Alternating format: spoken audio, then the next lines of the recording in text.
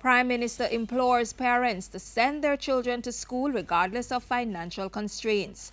Jamaica's sporting development assured of government support, and Jamaica House Fellowship selection process started.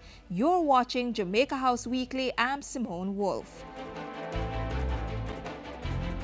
Prime Minister Andrew Holness visited the Caenwood Primary and Junior High School in St. Andrew this morning as he marked the first day of the 2016-2017 academic year. He used the occasion to charge parents across the island to send their children to school despite any financial challenges they may be facing.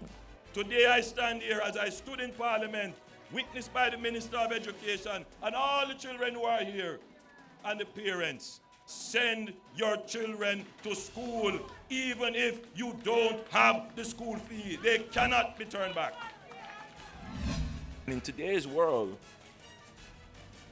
sport is big business.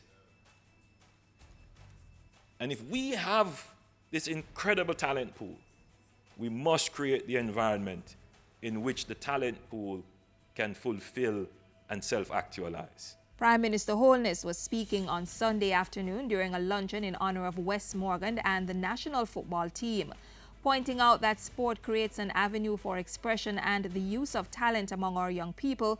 He pledged government support for sporting development in Jamaica. The Prime Minister also had words of encouragement for the Reggae Boys, who were eliminated from the CONCACAF World Cup qualifiers after losing to Panama Friday night. We cannot give up on the Reggae Boys or any other sport for that matter.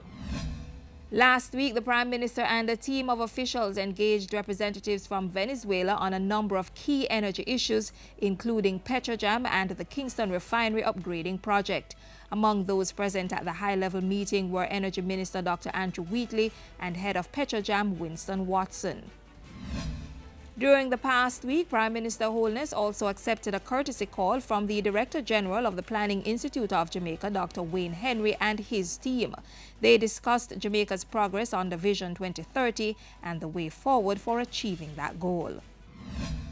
And finally, the Office of the Prime Minister has revealed that the Jamaica House Fellowship Program has started its selection process after receiving a total of 129 applications. Chief Technical Director Jacqueline Lynch Stewart explained that due to the overwhelming response, the selection process had been extended and would be finalized by mid-October. And that's how we close this week's Jamaica House Weekly. Join us next time for more of the news coming out of the Office of the Prime Minister.